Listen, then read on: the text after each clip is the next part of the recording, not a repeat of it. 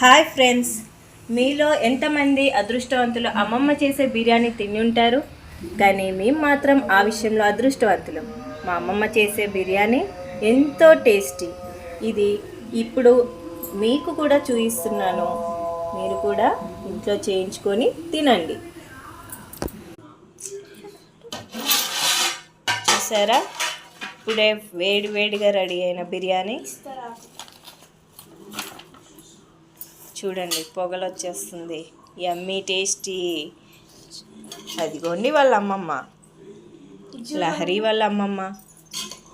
అందరు చూడండి, ప్లేట్స్ పట్టుకొని రెడీగా ఉన్నారు.